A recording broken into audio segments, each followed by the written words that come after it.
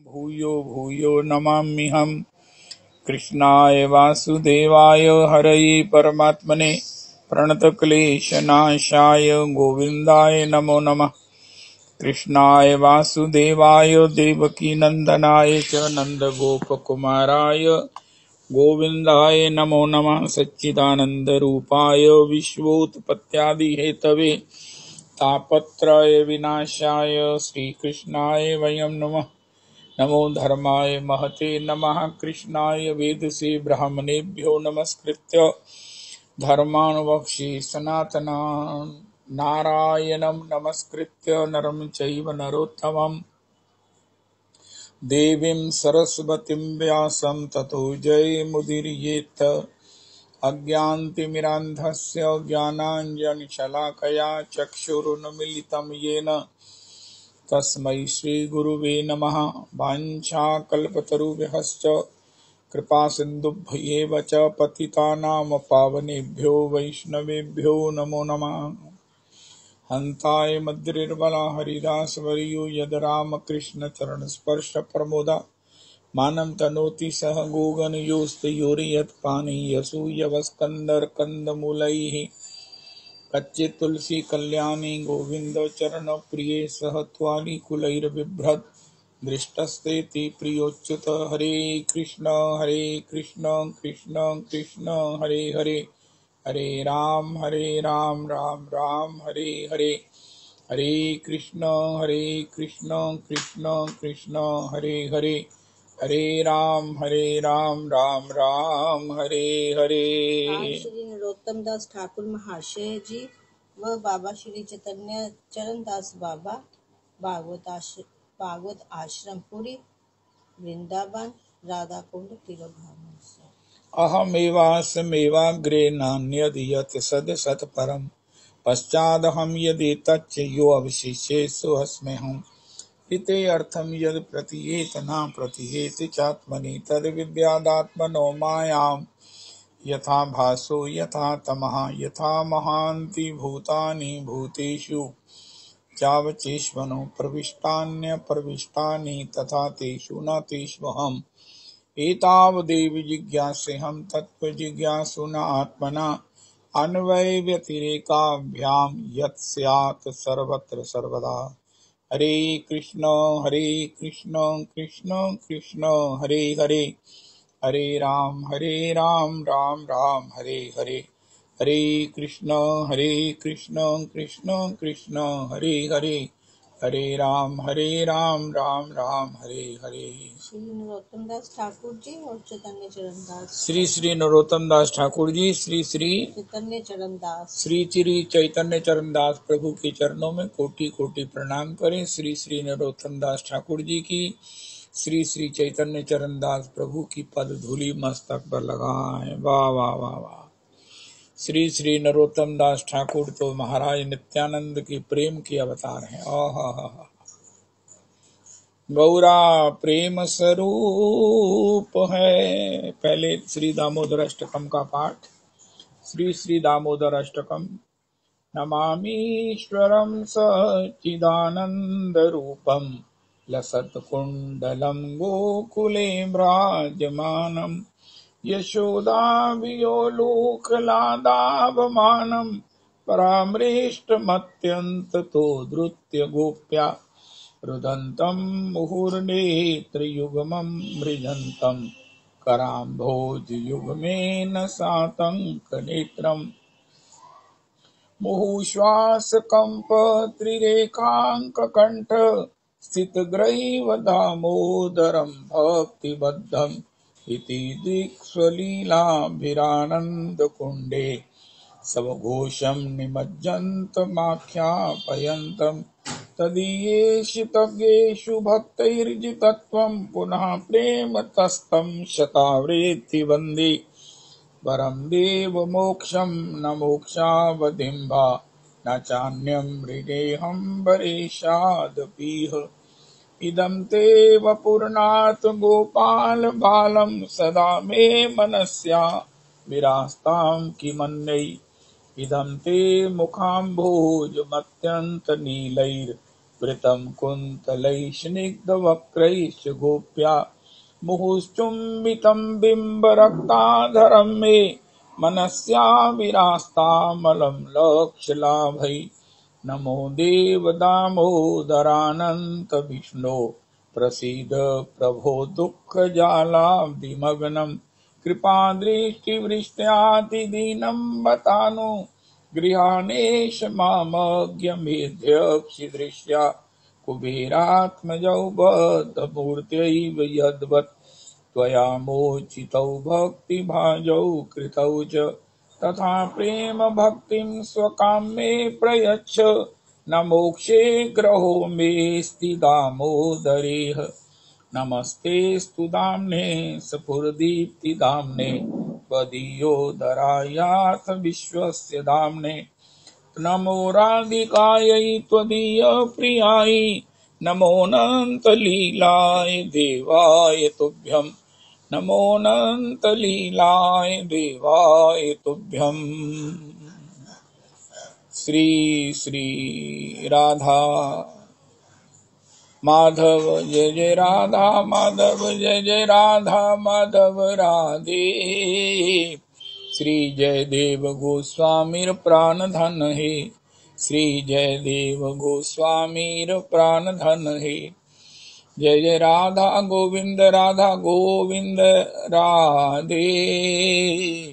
राधा गोविंद देव राधे। श्री रूप गोस्वामीर प्राण धन है। श्री रूप गोस्वामीर प्राण धन है। राधा गोपीनाथ राधे। श्री मधु पंडितेर प्राण धन है। श्री मधु पंडितेर प्राण धन है। राधा रमन मेरो राधा रमन राधे। श्री गोपाल भट्टेर प्राण धन है। श्री गोपाल भट्टेर प्राण धन है। राधा गोकुलानंद राधे। श्री विश्वनाथ चक्रवर्तीर प्राण धन है। श्री विश्वनाथ चक्रवर्तीर प्राण धन है। राधा दामोदर राधे। श्री जीव गोस्वामीर प्राण धन है। श्री जीव गोस्वामीर प्राण धन है। राधा श्याम सुंदर राधे। श्री श्यामानंदेर प्राण धन है। श्री श्यामानंदेर प्राण धन है। राधा मदन मोहन राधे। श्री सनातन गोस्वामीर प्राण धन है। श्री सनातन गोस्वामीर प्राण धन है। श्री बांके बिहारी श्री वृंदावन बिहारी राधे। स्वामी हरिदासेर प्राण धन है। स्वामी हरिदासेर प्राण धन है। राधा वल्लभ जय जय राधा वल्लभ राधे। श्री हित हरिवंशेर प्राण धन है। श्री हित हरिवंशेर प्राण धन है। श्री राधा माधव जय जय युगल किशोर जय जय राधा युगल किशोर राधे। श्री हरि राम व्यासेर प्राण धन है। श्री हरि राम व्यासेर प्राण धन है। जय जय श्रीनाथ जी राधे। श्री वल्लभाधीशेर प्राण धन है। श्री माधवेंद्र पुरीर प्राण धन है। जय जय श्री गिरेंद्र बिहारी जय जय गिरेंद्र बिहारी राधे। श्री रघुनाथ गोस्वामीर प्राण धन है। रघुनाथ गोस्वामीर प्राण धन है। राधा वृंदावन चंद्र राधे। श्री कविराज कृष्णदास गोस्वामीर प्राण धन है। राधा छैल चिकन राधे। श्री भूगर्भ गोस्वामीर प्राण धन है। श्री भूगर्भ गोस्वामीर प्राण धन है। श्री मेरे गौर हरि राधे। श्री नरोत्तम ठाकुरेर प्राण धन हे, नरोत्तम ठाकुरेर प्राण धन हे। जय जय राधा विनोद, जय जय राधा विनोद राधे। श्री लोकनाथ गोस्वामीर प्राण धन हे। राधा विजय गोविंद, राधा विजय गोविंद राधे। श्री बलदेव भूषणेर प्राण धन हे, श्री बलदेव भूषणेर प्राण धन हे। जय जय राधा दैत, जय जय राधा दैत राधे। हमारी गुरु परंपरा के प्राण धन है, हमारी गुरु परंपरा के प्राण धन है। बहुत सुंदर। श्री श्री ये नंद तनुज किंकर जी मुझसे पूछने का ये जो आप मेरे को इस प्रकार का मत कहा करो, मुझे बड़ा शर्म आती है। रविदास जी भी ऐसा करते हैं, कुछ नहीं है। आपको श्री निवासाचार्य प्रभु का चरित्र गाने की प्रेरणा इच्छा हो रही है, आप अवश्य गाइए, अवश्य गाइए। इससे बड़ा तो कोई काम ही नहीं है, इससे बड़ा कोई सुयोग नहीं है कि आपको श्री निवासाचार्य जी प्रेरणा कर रहे हैं, कृपा कर रहे हैं कि मेरा संग कर लो, मेरा संग कर लो, मुझे गा लो, मुझे गा लो। तो प्रभु जी प्रेरणा आपको हो रही है, कृपा आप पर हो रही है और आप उसको आगे वितरण करोगे। अब इससे बड़ी तो बात क्या है। मुझे बीच में काहे को जो है ना वो ना ना ना ना, बिल्कुल नहीं। आपको जो प्रेरणा हुई है वो भगवती प्रेरणा है, वो गुरुजनों की प्रेरणा है और सभी वैष्णवों का सौभाग्य है कि हम सब लोग श्री श्रीनिवासाचार्य प्रभु के चरणों में बैठने का सौभाग्य कल से प्राप्त करें। और श्री श्री नरोत्तम श्री श्री जयदेव प्रभु के चरणों में ओ कोई तुलना नहीं, कोई उपमा नहीं, इससे आगे हम नहीं जा सकते। मैं अपनी बात करता हूं, लेकिन सुनने का सुयोग, सुनने का सुयोग ठाकुर जी ने ऐसी, मैं रोज ही एक बात कहता हूं, मुझे ये बात बारंबार कहने में बड़ा ही अच्छा लगता है कि हमको ठाकुर जी ने किस रीज में अपने जनों का वो चरित्र सुनने का, वो संग करने का सौभाग्य दे दिया जो ठाकुर को परम प्रिय है।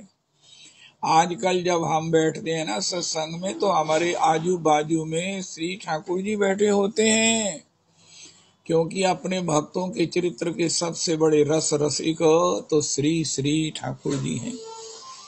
श्री भक्तमाल में एक चरित्र आता है, एक महात्मा थे, वो ठाकुर जी को मंदिर में कथा गाते, बड़े बड़े श्रोता आते।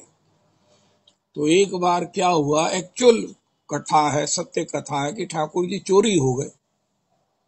तो ठाकुर जी को चोर चुरा के ले गए। अब श्री बड़ी हड़बड़ मच गई कि ये ठाकुर जी चोरी हो गए। सवेरे सत्संग का, मंगला का क्रम ऐसे हड़बड़ी में उथल पुथल हो गया। सब लोग कहाँ गए, कहाँ गए, कौन ले गया, कौन ले गया, उसके सर्च में सब लोग इधर उधर गए, लेकिन ठाकुर एक दिन भी नहीं मिले, दूसरे दिन भी नहीं मिले। तीसरे दिन उन चोरों को भगवान ने कृपा करी, क्योंकि चोर भगवान को श्री कृष्ण बलराम जी के वहां पर दर्शन थे, हृदय से लगा कर लेके गए थे। अब कैसे उठा के लेके जाएंगे, हृदय से लगाकर ऊपर कंबल डालकर ले गए थे। जब ठाकुर जी कहते हैं सन्मुख होई जीव मोहि जब ही जन्म कोटि अग नाशे तब ही, तो उनके तो सारे अग दूर हो गए, वो तो जा जाकर रोने लगे। अब ये कहने लगे कि ठाकुर जी को मंदिर में कैसे दोबारा प्रतिष्ठित करें। बड़ी शर्म आई, बड़ा संकोच किया। फिर उन्होंने कहा तो बाजे गाजे के साथ लेके जाएंगे, चाहे हमारी गिरफ्तारी हो जाए, हमें मार दिया जाए मार मार के, लेकिन वो भगवान की उस हृदय से लगाने से ऐसा हृदय पावन हो गया। भक्तमाल की कथा नहर पर सुना करते थे हम बाबू जी से। तो उन्होंने एक बड़ी भारी पालकी तैयार की, बड़ी सुंदर, जो कुछ भी उनके पास था, और उसमें ठाकुर जी को विराजमान किया। खूब मालाएं, खूब जो है ना वो सज्जा के साथ रास्ते में भी खूब उन्होंने जल का प्रोक्षण कराया और झंडियों के साथ रास्ते को सजाया और गाजे बाजे के साथ ठाकुर जी की सवारी मंदिर की ओर चली। सबको पता ही नहीं चला ये काहे की सवारी। आखिर सबको धीरे धीरे पता चला कि ये मंदिर के चोरी हुए ठाकुर जी ही गाजे बाजे के साथ आ रहे हैं और इनको कौन ला रहा है, वो चोर ही ला रहे हैं। तो इस प्रकार उन्होंने, चोरों ने अपनी कथा सुनाई। श्री गोस्वामी जनों को, श्री श्रोता जनों को अत्याधिक आनंद हुआ। उन्होंने तो उत्सव किया, नृत्य किया, और भक्तों का उत्सव तो हरिनाम संकीर्तन ही। आज उसमें विशेष उल्लास था, विशेष उत्साह था, और खूब ठाकुर जी को भोग लगे। और 3 दिन ठाकुर जी ने पाया नहीं था, खूब भोग लगे ठाकुर जी को। एक बात यहाँ मैं कहना भूल ना जाऊं, हमारे यहाँ एक श्री श्री सुदेश मंजरी जी हैं। उन्होंने भी यहाँ एक फ्लैट लिया हुआ है, हमारे बिल्कुल पास में ही, बिल्कुल पास में। तो वो भी यहाँ सत्संग में महामंत्र करने आती, 9:15 और 3:15 बजे आ जाती और फुल टाइम रहती।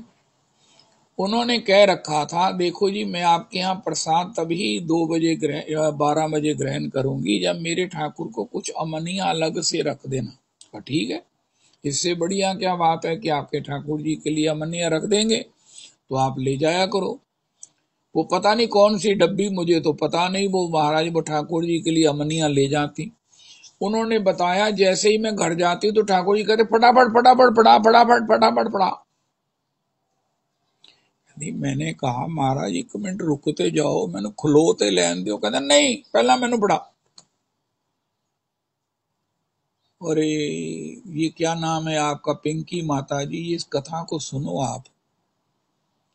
वो खुद कह रही हैं, क्या नाम है वो, सुदेश मंजरी जी, कि ठाकुर जी कहते है कि मैंने फटाफट पढ़ा दे, मैंने फटाफट पढ़ा दे। कहते महाराज मैंने कटोरी खोल लेन दो, मैंने पांडा खोल लेन ते लैन दो, मैंने खुलो ते लैन दो। ना ना ना, तो मैंने इस तरह पढ़ा दे, इस तरह पढ़ा दे। ये ठाकुर जी की ये ऐसी लीला है। और इस यहाँ महामंत्र में जो कलश रखा गया, उसमें जो गरी रखी गई, जो नारियल रखा गया, उसका स्वाद, उसके ओ हो, ऐसा मैंने त्रिलोकी में आज तक की 73 साल की उम्र में मैंने वो मिठास पहले अनुभव नहीं की, नहीं की। वो नारियल की मिठास, वो नारियल का प्रसाद।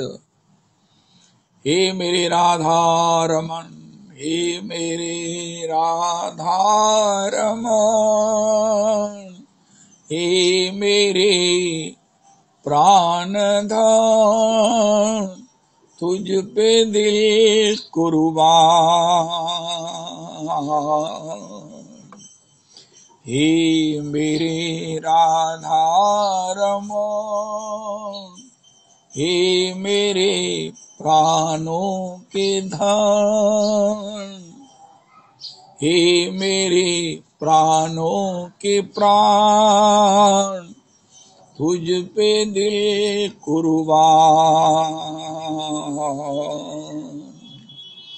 तेरे दामन से जो आई उन हवाओं को सलाम, चूम लूं मैं उस जुबां को जिस पे आए तेरा नाम। ओ हे मेरे राधा कुंड, हे मेरे कृष्ण कुंड, तुझ पे दिल कुर्बान। 24 को श्री श्री आहोई अष्टमी का स्नान करने जाने का मन है। आप सब वैष्णव कृपा करें, आप भी साथ रहेंगे। सबकी जो है ना राधा कुंड में डुबकी लगाने का याद रहेगा। पुरुषोत्तमी कुंज की सबकी डुबकी लग जाएगी। ओ हो, जय हो राधा कुंड कृष्ण कुंड, गिरी गोवर्धन, मधुर मधुर बंसी बाजे यही वृंदावन। तो वो चोर सवारी में ठाकुर जी को लेके आए, सभी लोग घुटघर हो गए। चोरों को भी माला पहनाकर उनका स्वागत किया गया। तो ठाकुर जी विराज गए। अब वो महात्मा जी को कहा, प्रभु जी आप कथा सुनाइए। महात्मा जी ने भी कथा नहीं की, क्योंकि बड़ी अशांति फैल गई मंदिर में। पहले ठाकुर जी आए तो कोई काम बने। अब श्री महात्मा कहने लगे, भैया मैं कहाँ कौन चरित्र गा रहा था, सब चुप, सभी चुप, भक्तमाल में लिखा है। हो। तो भगवान बोले, आप पीपा जी सीता सहचरी जी का चरित्र गा रहे थे। हो। आप सीता सहचरी जी की कथा गा रहे थे। चीथड़ जी महाराज का प्रसंग गा रहे थे, उनकी पत्नी का त्याग। ओए होए होए होए होए, सबने उस सत्संग में सुना। सब लोग धन्य धन्य गद गद हो गए। वैसे तो ठाकुर जी अपना नाम, अपनी लीला, अपने गुणों को भी सुनते हैं, तथापि हमारे गुरुदेव इस विषय में कहते हैं, ठाकुर अपने गुणों को सुनने का बड़ा शौकीन है। अपनी तारीफ इसे बहुत अच्छी लगती है। क्यों ना हो, क्योंकि वास्तविक गुण भी तो उन्हीं में है। हाय हाय हाय हाय। तो श्री श्री आजकल हम भगवान की कृपा से भगवान के अंग संग ही रहते हैं, क्योंकि हमको ना एक भगवान के जो शौक है, उनका जो सबसे बड़ा सुख है, हमको भी वो सुख का थोड़ा सा कृपा ठाकुर जी ने कर दी है। ठाकुर जी कहते हैं, मेरे संग रहना है ना, तेरे संग में रहेंगे राधा रमन लाल। ओहो, राधा रमन लाल, राधा रमन लाल, तेरे संग में रहेंगे राधा रमन लाल, तेरे संग में रहेंगे राधा रमन लाल, राधा रमन लाल, राधा रमन लाल, तेरे संग में रहेंगे राधा रमन लाल। तो कैसे रहेंगे? महाराष्ट्री भी ये पद, रवि बेनु कॉपी देना जिसमें ये पद है। तो संग में कैसे रहेंगे? उनका जो मेरा शौक है वो ही तुम में हो जाए तो फिर इकट्ठे रहेंगे। जब तुमको भी मेरे भक्तों को सुनने का शौक हो जाएगा तो फिर तुम देखना, मैं तुमसे दूर नहीं हूं, इकट्ठे ही सुना करेंगे। और फिर अगर चरित्र जयदेव जी का हो, चरित्र श्री नरोत्तम दास ठाकुर का हो, तो फिर ठाकुर कैसे रहेंगे? आज नरोत्तम दास ठाकुर जी का वहां श्री राधा कुंड में, और श्री उनके गुरुदेव प्रभु का श्री लोकनाथ गोस्वामी जी का भी वहां पर समाधि दर्शन है। एक भोरे में अंडरग्राउंड गुफा में श्री श्री नरोत्तम प्रभु ने भजन किया है। लोकनाथ गोस्वामी जी का भी वहां पर समाधि स्थल है। श्री श्री नरोत्तम प्रभु के दर्शन का वाह वाह वाह वाह। राधा कुंड में तो श्री जयदेव जी महाराज,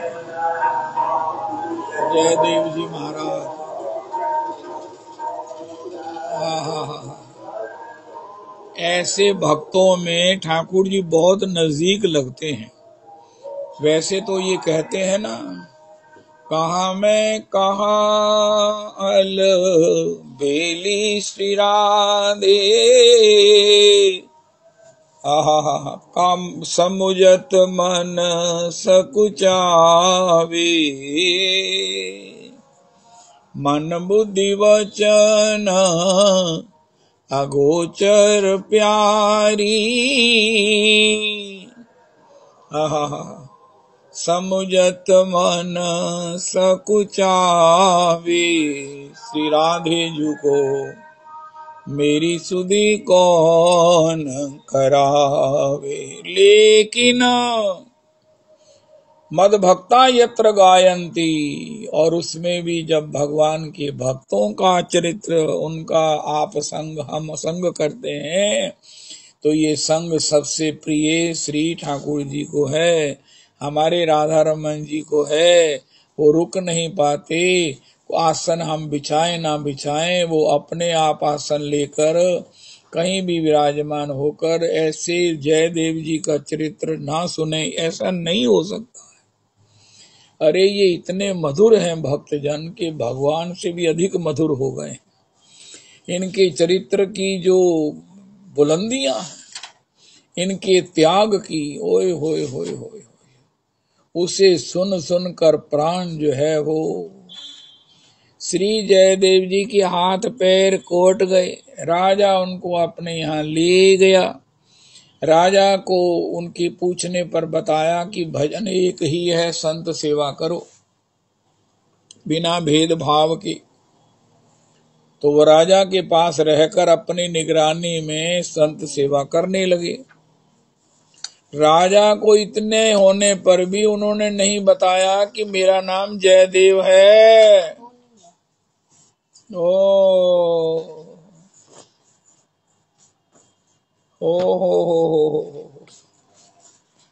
मेरे को अमानी ना मान देने की ये एक अपूर्वतम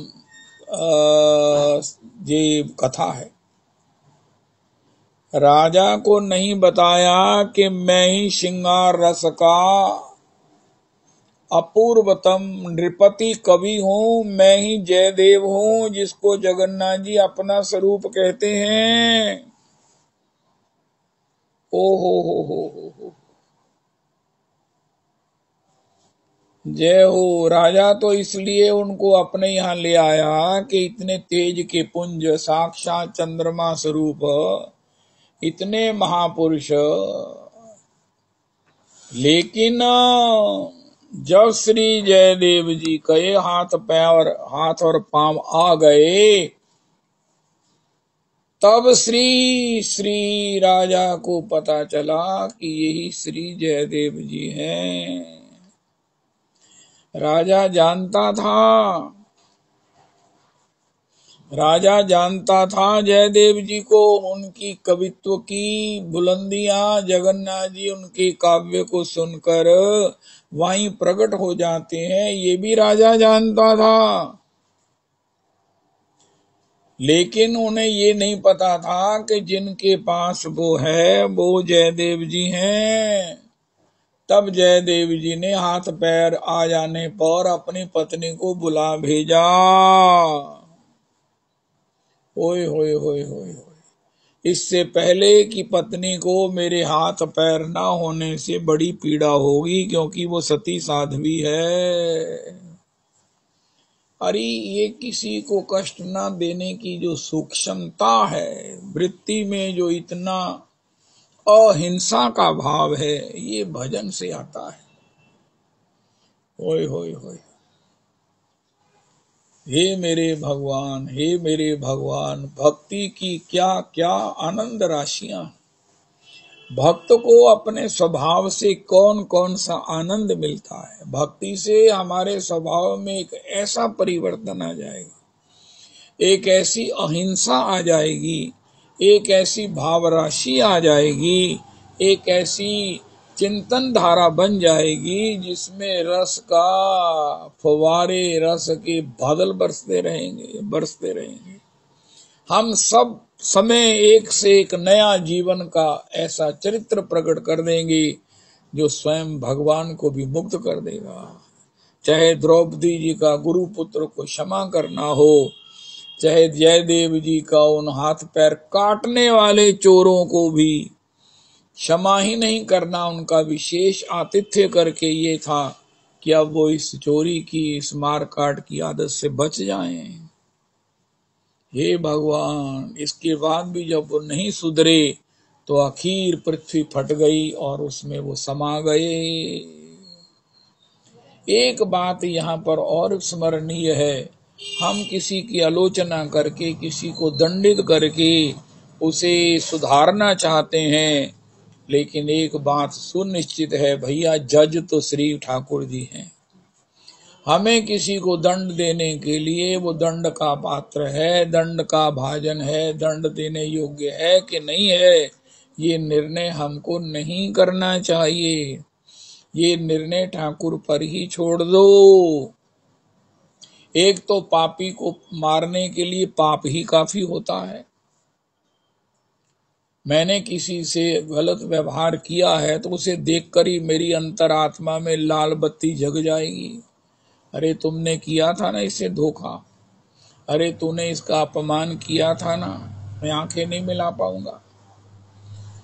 और फिर दूसरे ये है कि ठाकुर जी का जो विधान है वो बड़ा कड़ा है, उसका दंड तो मिलेगा ही, कोई बच नहीं सकता है, चाहे 100 करोड़ कल्प भी बीत जाए, कर्म तो बिना उसके दंड भोगे खत्म होगा नहीं।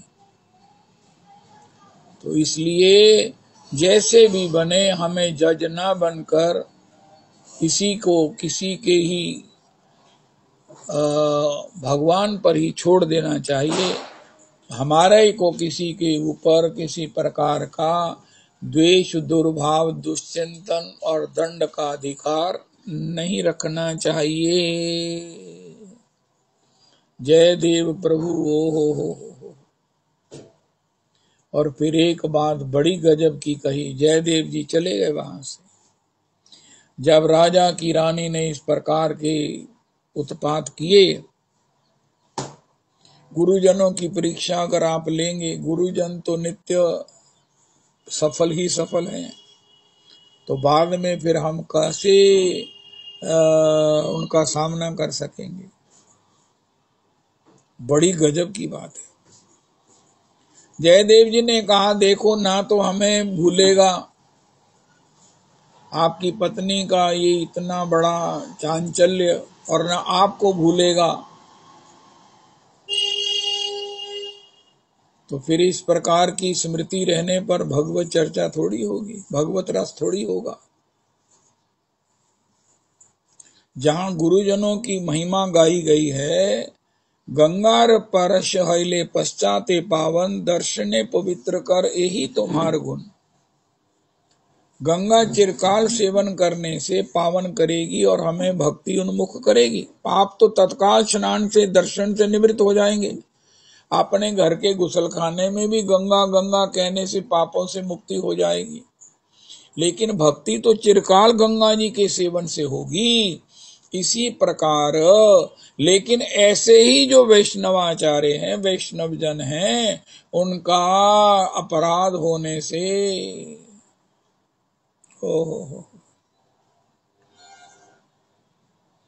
एक बार करुणा कर वैष्णव गोसाई,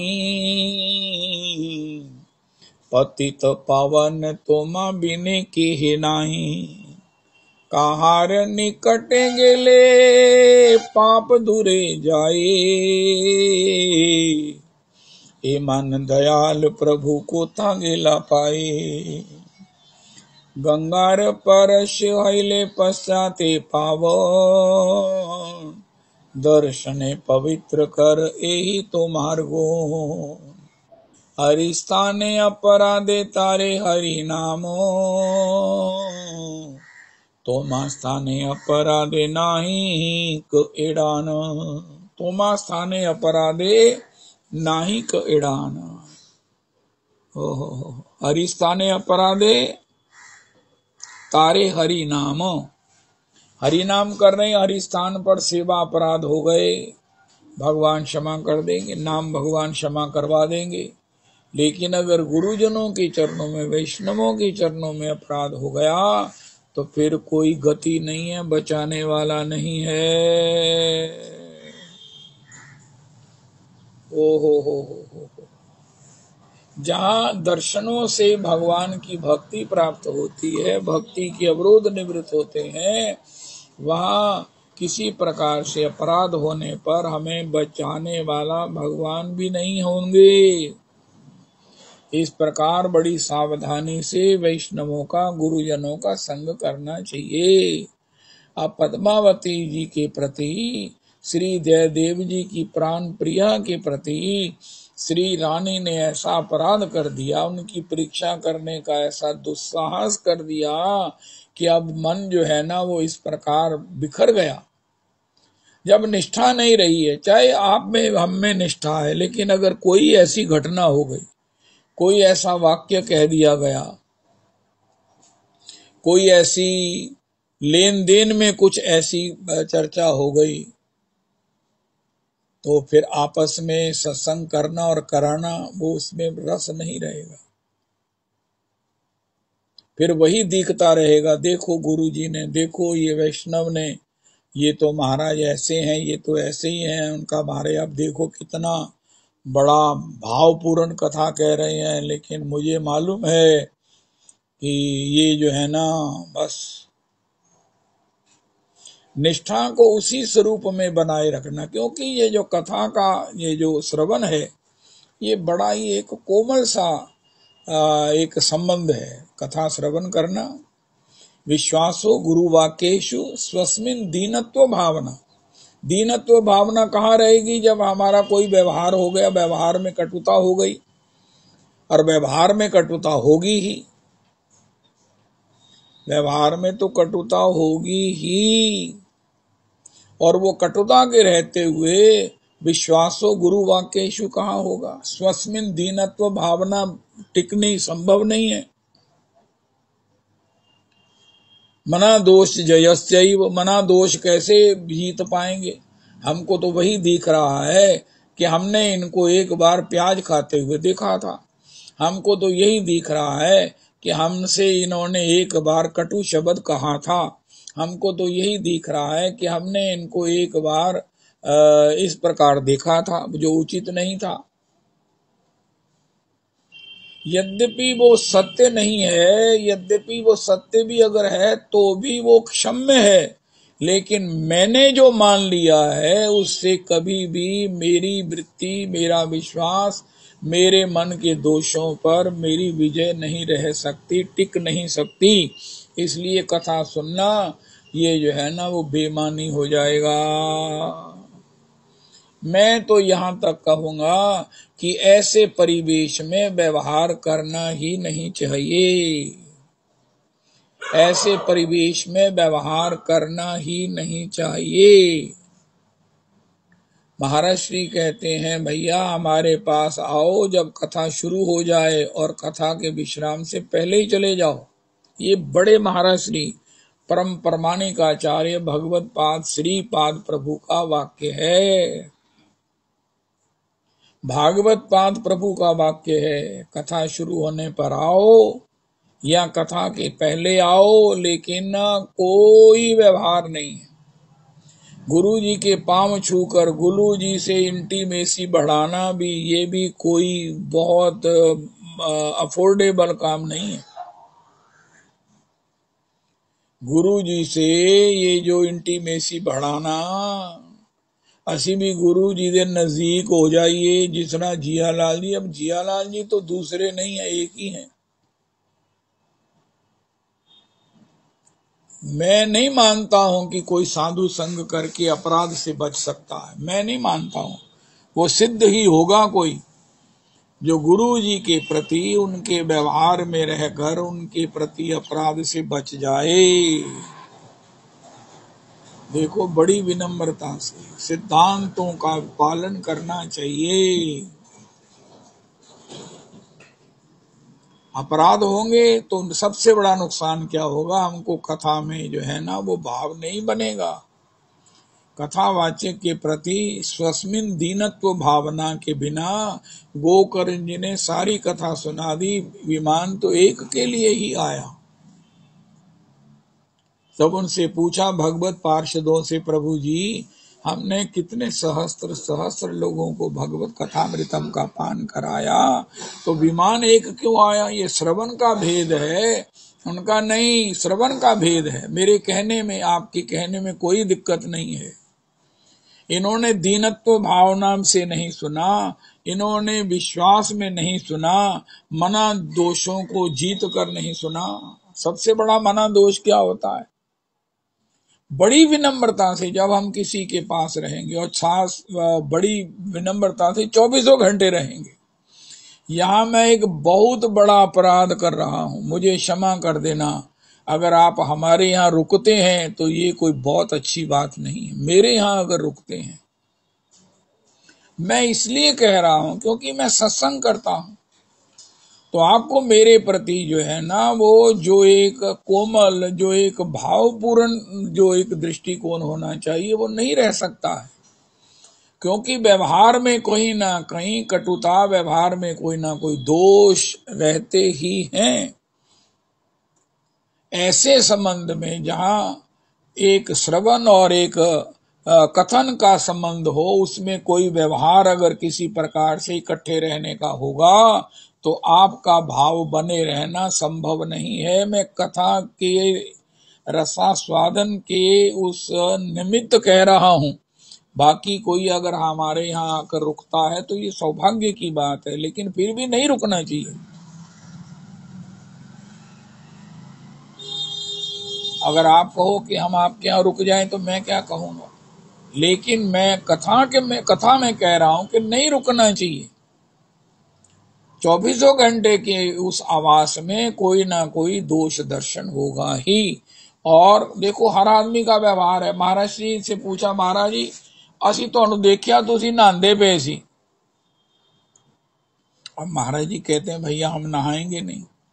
देखो, हर आदमी का स्वभाव, उसका आचरण, उसका व्यवहार अलग है। सोने का टाइम, खाने का टाइम, क्या खाना है, क्या करना है, वो सब डिफरेंट होता है, और दूसरे पर उसका क्या प्रभाव है। और खासकर अगर वो हमारे किसी ऐसे कथा करने के पद पर है तो उससे तो वैसे ही दूर दूर का ही संबंध नहीं रखना चाहिए। भाव की किसी प्रकार से हानि से बचना चाहिए, बचना चाहिए। मैंने आज इतनी कठोर और इतनी कटु बात कह दी है, अपराधपूर्ण बात कह दी है कि मैं आपको बता नहीं सकता हूं। अगर इस संबंध में कुछ भी, एक कण भी कुछ ऐसा आ गया तो आप ना सत्संग सुन पाएंगे, ना कहने वाला आपके लिए सत्संग करने पर भी आपको उसका पूरा लाभ दे पाएगा।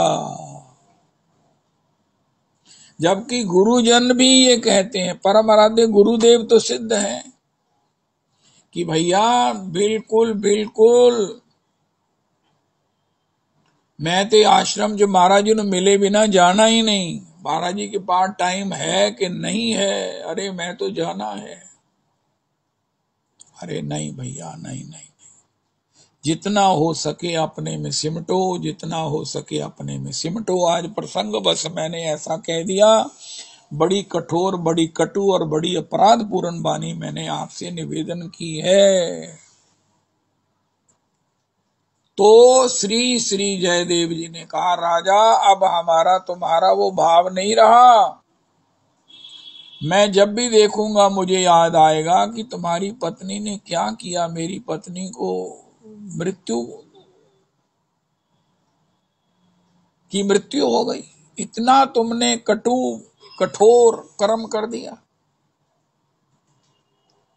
और अष्टपदी से उसे पुनर्जीवित करना पड़ा।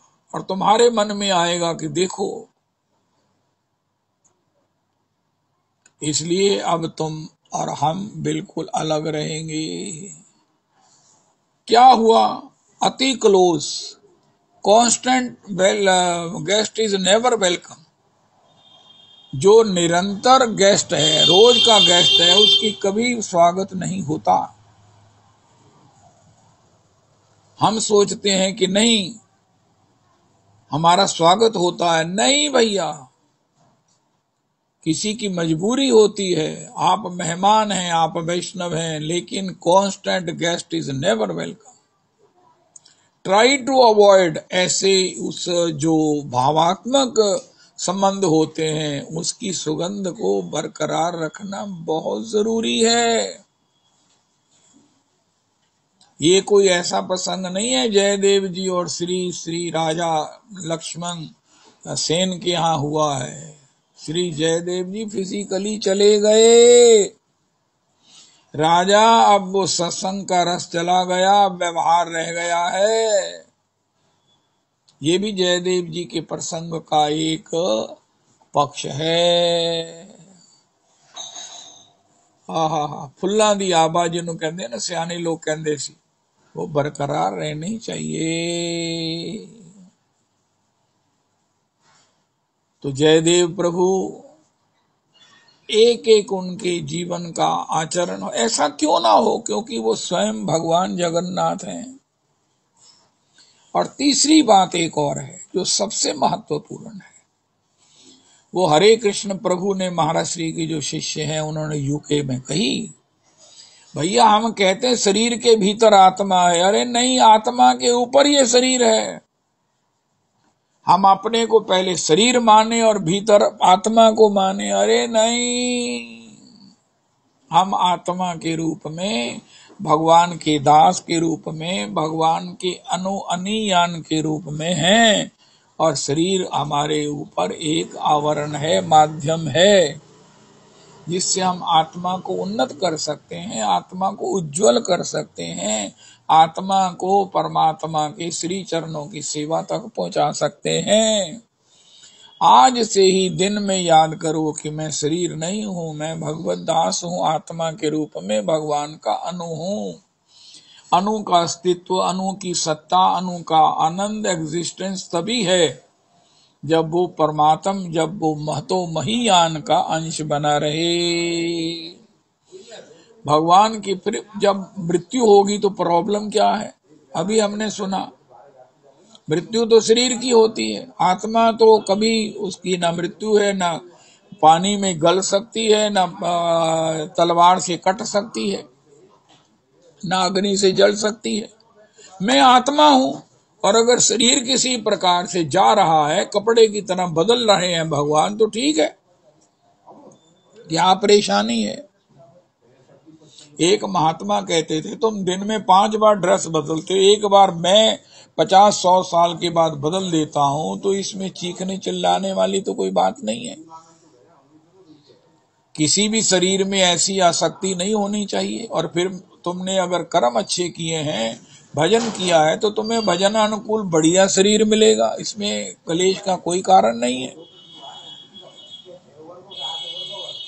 आत्मा के रूप में शरीर एक आवरण है, शरीर एक उपकरण है, शरीर एक साधन है, जिससे हम आत्मा की उन्नति, आत्मा की भगवत के चरणारविंद में सेवा की प्राप्ति करनी है।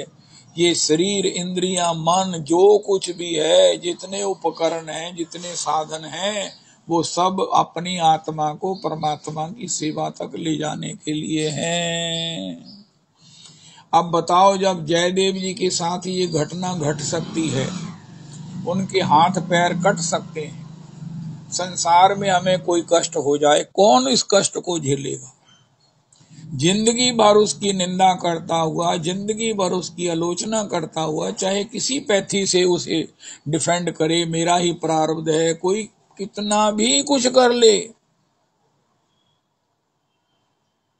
लेकिन उससे निवृत्ति केवल तब होगी जब हम अपनी आत्मा में होंगे। ये शरीर में कुछ परिवर्तन हुआ है, ये ड्रेस में कुछ जो है ना, वो ड्रेस शॉर्ट हो गई है, कुछ भी हुआ, इंसान शांत रह सकता है। इस पर शोध किया जाना चाहिए।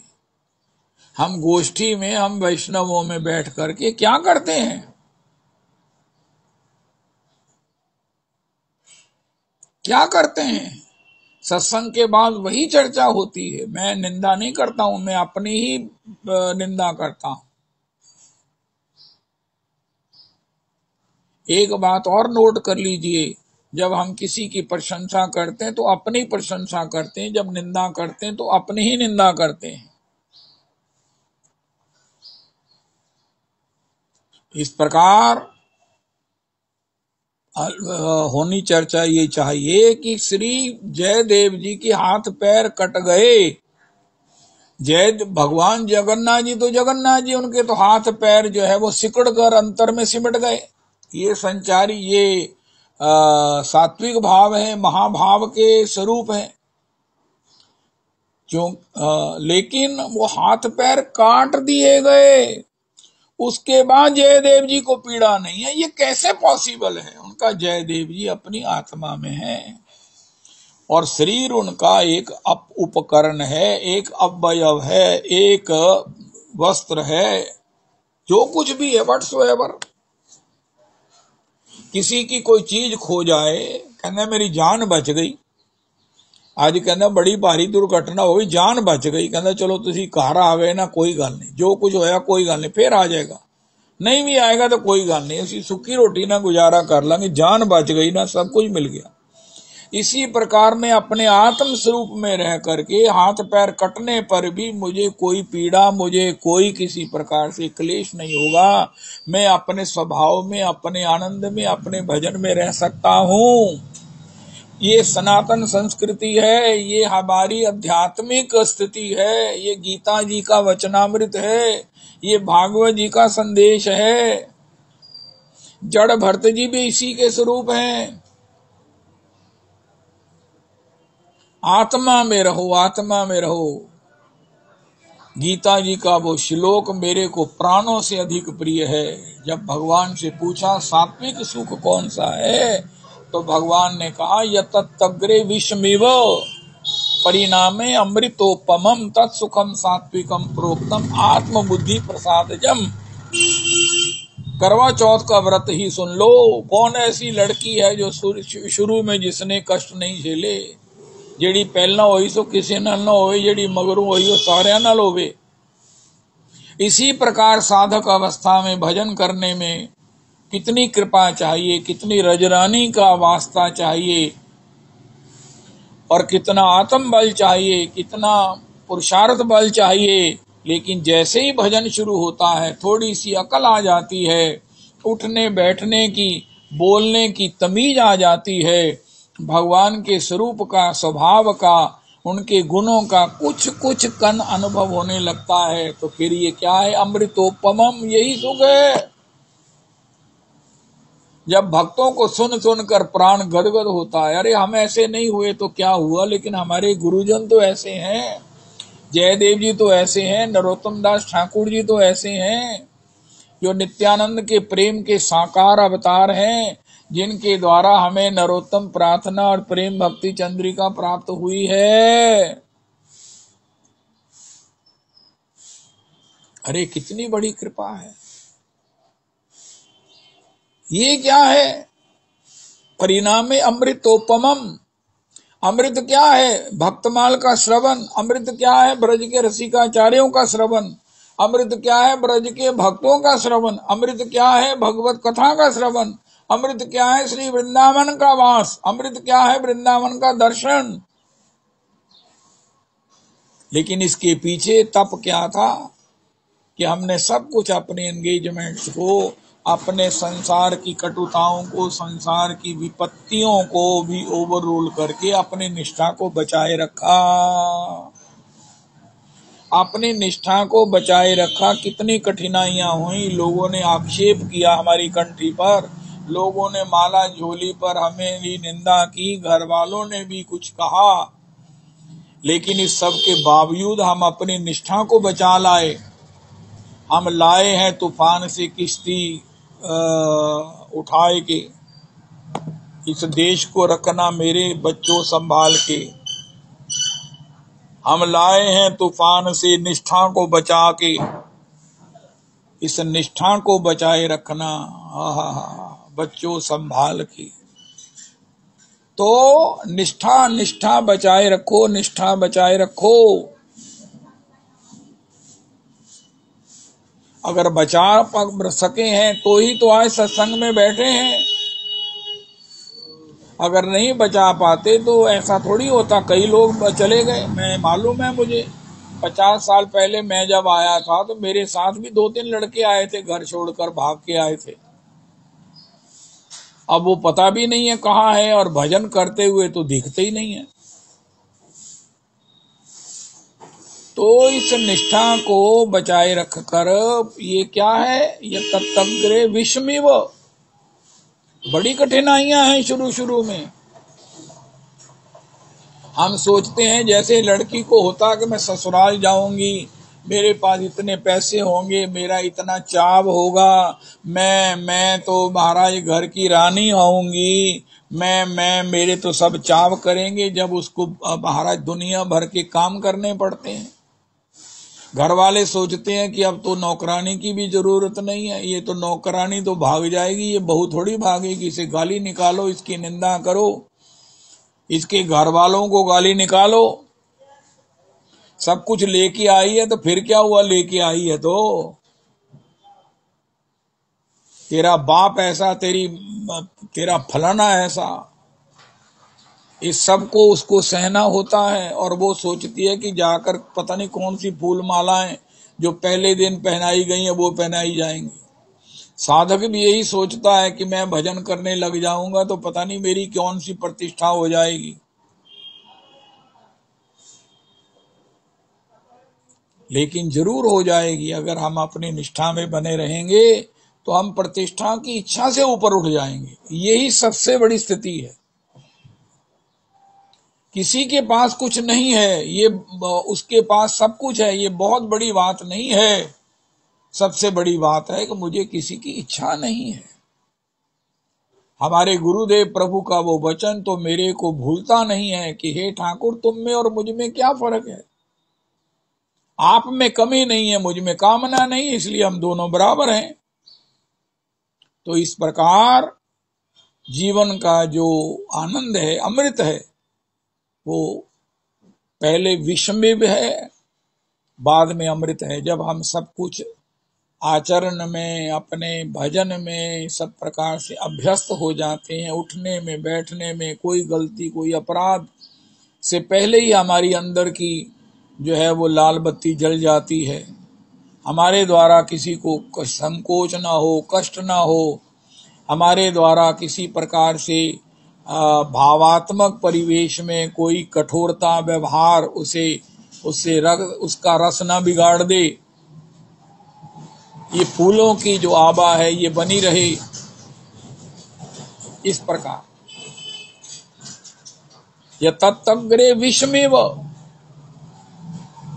और विषमिव को भी अमृत बनाने वाला क्या है, आज से ही हम अपने अंतर स्वरूप का चिंतन करें और शरीर को उपकरण, अवयव और सहायता के मानकर, ये कढ़ाई है, ये कड़छी है जिससे हमें रसोई बनानी है, शरीर एक उपकरण है, इससे ज्यादा कुछ नहीं है। इसलिए इसको छोड़ने पर भी तकलीफ नहीं होगी, अन्यथा शरीर को आत्मा मान लिया तो इससे बड़ा अज्ञान कोई नहीं है। या ऐसा कहो कि सभी दुखों का कारण शरीर को आत्मा मानना है।